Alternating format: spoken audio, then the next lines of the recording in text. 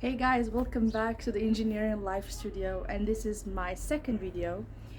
And the first video was about anti-work, in my personal humble opinion about anti-work from different spectrum, like determining what in the world is anti-work and why is the US is dealing with this, and is this kind of dissipating to other countries, yes or no. In different countries, depends on the environment that they're in. Some places are not even work oriented.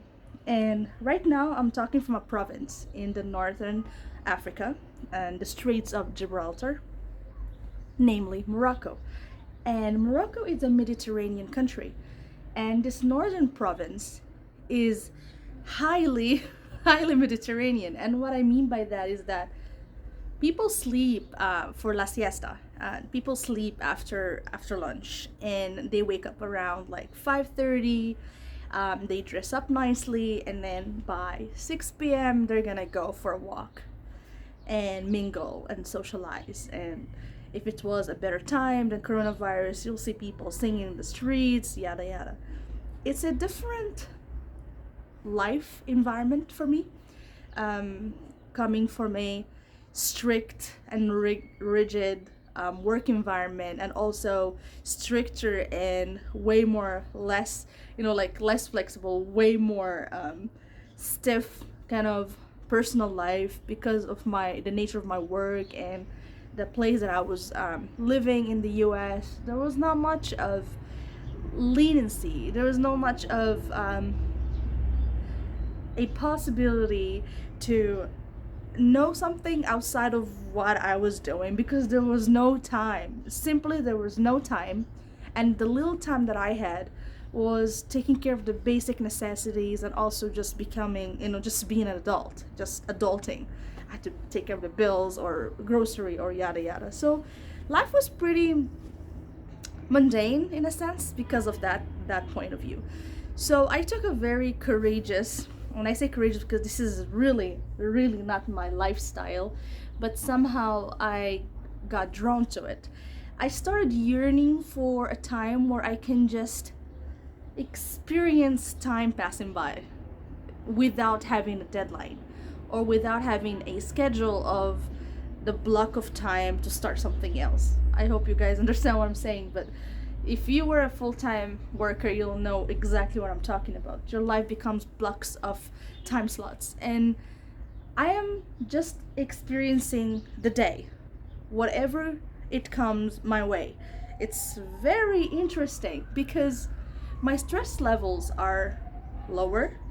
um, I am taking longer time to experience the daily life things, very, very minimal. And I am actually noticing the doves, the plants, the skyline, how blue it is, and the madrigal colors. I'm getting way more creative and actually just slower. So today's blog is about, or vlog, is about living slower, living slowly, in a sense that running, that rush, the rush of trying to achieve something, trying to compete with yourself or with someone or an ideology or any form of competition.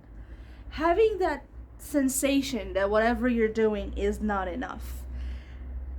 I think it is wiser that instead of waiting all the way to retirement to actually try to understand how to live in a slower manner, in a slower tempo, I do recommend from a late 20 person, late 20 something person, to another youngster out there, kind of late 20s and early adults and all those people that try to kind of slow down. I'm also starting to slow down. Even my speech started to become way more, kind of sequential than before. Try to slow down and examine your surroundings. feel the temperature. Is it too cold for you? Is it too hot for you? Is it too dry? Is it too humid? We never ask these things. We just live wherever we are because that's where our job brought us or our career brought us. Is this really the temperature that I would like to wake up in? You look at the garden and you look at the dogs and you look at the birds or cats or any form of, life, presentation of life. And you say, is this how I want to live my life? Or is this what I like? What do I like? What do I despise? Something that is a no-no. What's my big deal no? What is my hell yeah? Wherever it is, I'm gonna have it. You see? I realized because of my decision to slow down and to really, really slow down on my speedy, absolutely speedy career race, okay? That I realized that I'm actually an animal person. I really love having animals around me. I am really a cat person also. I really love my cats, and now I have cats. I also realized that I am not a clingy one. I give them all the freedom they want, and for some weird reason, they always come back.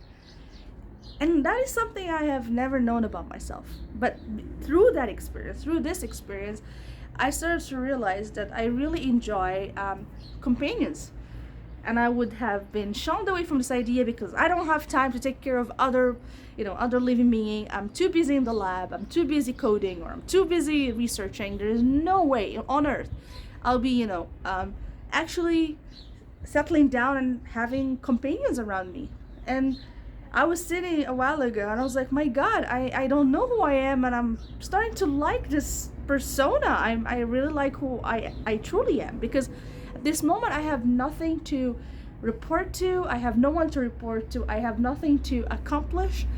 I am living life day in, day out, and whoever, as they say, whoever the truest identity that comes out is pretty agreeable. I like her. You see what I mean? So I do believe that career is important, profession is important, to have high demand skill or something that you're really a master of or you have expertise is important, no doubt about that. But to sacrifice everything else for one dimension in your life, I think that's where the mistake is. And I did that. My whole 20s until late 20s, like the last 3 years, my whole 20s were all about career. I have grown exponentially on that. I'm pretty proud of it. I'm not gonna lie about that. I am still proud of that, but it's not my only shining armor. That's the difference. It's not my only thing. I have given 200% on it. I have left hometown and I have went to distant places and learned so many things that, in a very speedy manner, so I can reach my career objective, right? And then the void happened because the development was not homogeneous. I did not grow in other aspects of my life. And I realized that, okay, here's a career, here's all the ambition of the world, but I am not really fulfilled. And why am I not fulfilled? And that was very weird. I had that feeling in New York. I remember. New York, August 2020. 2020, yes. I was in New York. I was by the Brooklyn Bridge. I was sitting down there. And I was just questioning, like, what the hell? Why? Why am I feeling so empty? I couldn't fathom. I was really doing okay.